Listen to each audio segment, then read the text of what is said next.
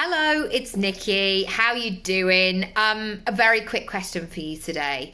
Are you in or are you out? And this is difficult in a world where things change, things pop up, we need to adjust, we need to make moves, and the world is ever changing and circling, etc. But I think we all have to ask ourselves when we are working towards something, or we're making a change, or we are developing new habits, or whatever it might be, or we're building relationships, or we're making life choices. Are you in or are you out? And I want to talk about this in terms of relationships first and foremost, because I'm sure it's not just me. This is a long time ago. I've been with my partner 15, 16 years. But in my 20s of dating, there was a lot of fuckery, as in, oh, I'll call you. Oh, I didn't call you. Oh, sorry, ghosting, dating life. And it was a relatively short period of time, but it was frustrating and annoying and just a bit boring after a while. I just got to a stage where I was just like, are you in? Are you out? What is this? What is this? And I now take that same approach with myself when it comes to making changes.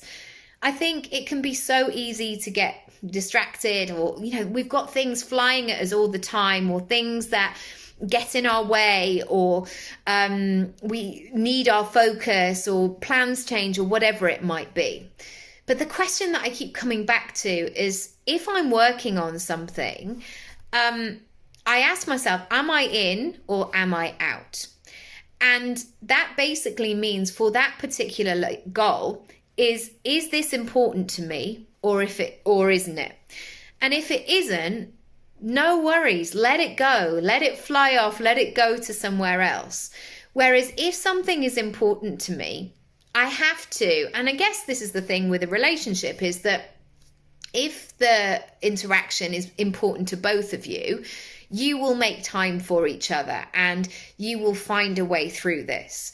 Now, that's not to say it's going to be perfect every single day where it's like, do you know what? Should we just read poetry to each other? Like, that is not happening in most people's houses. Or maybe it is. It's just maybe not happening in my house. But that sense of I'm in. And I think sometimes with our relationship, not that I necessarily talk about it too much, but we have a sense that we're both in. We're committed in this relationship.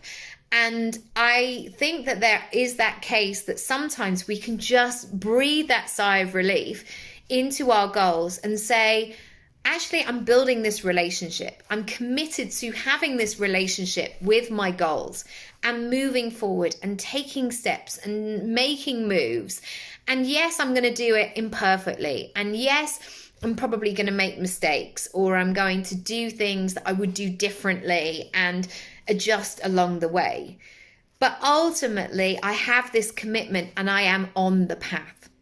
And I think sometimes there is this sense that as soon as something goes wrong, or as soon as the goal goes slightly skewed or goes off to the side, or you forget about it, or something happens, you're like, oh no, I've taken myself out the game now. It wasn't perfect, so therefore I can't continue moving forward. And I just wanted to remind you today that just ask yourself, are you in or are you out?